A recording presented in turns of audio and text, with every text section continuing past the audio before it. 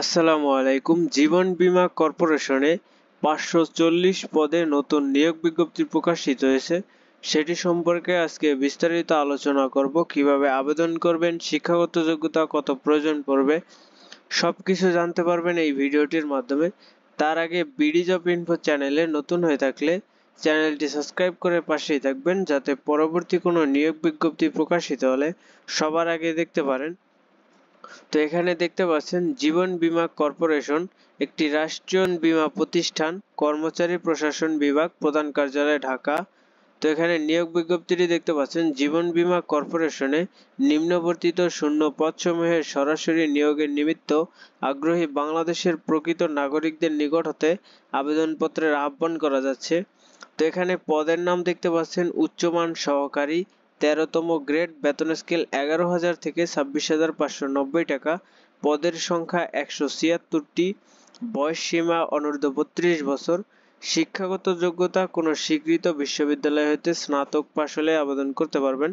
এরপর দেখতে পাচ্ছেন অফিস সহকারী কাম কম্পিউটার মুদ্রাক্ষরিক, 16তম গ্রেড, 9,300 থেকে 22,490 টাকা। বেতন স্কেল 165টি। পদসংখ্যা অনূর্ধ্ব 32 বছর হলে আবেদন করতে পারবেন। শিক্ষাগত যোগ্যতা প্রয়োজন পড়বে কোনো স্বীকৃত বোর্ড হইতে উচ্চ মাধ্যমিক সার্টিফিকেট, এইচএসসি পাশ হলে আবেদন করতে পারবেন। কম্পিউটার প্রশিক্ষণ প্রাপ্ত থাকতে হবে। কম্পিউটার মুদ্রাক্ষরে প্রতি মিনিটে বাংলায় 20 শব্দ, ইংরেজিতে 20 শব্দের গতি থাকতে হবে। এরপরে দেখতে পাচ্ছেন অফিস সহায়ক, 20তম গ্রেড, বেতন স্কেল 8,250 থেকে 20,010 টাকা। 199টি পদসংখ্যা। অনূর্ধ্ব 32 বছর বয়স হলেই আবেদন করতে পারবেন। অষ্টম শ্রেণী পাশে এখানে আবেদন করতে পারবেন। তো আবেদন করার জন্য jbc.teletalk.com.bd এই ওয়েবসাইটে গিয়ে আপনারা আবেদন করতে পারবেন। তো আবেদনের শুরুর তারিখ 16/4/2025 সকাল 10টা থেকে আবেদনের শেষ তারিখ 15/5/2025 বিকেল 5টা পর্যন্ত। তো আবেদনের জন্য ফি প্রয়োজন পড়বে।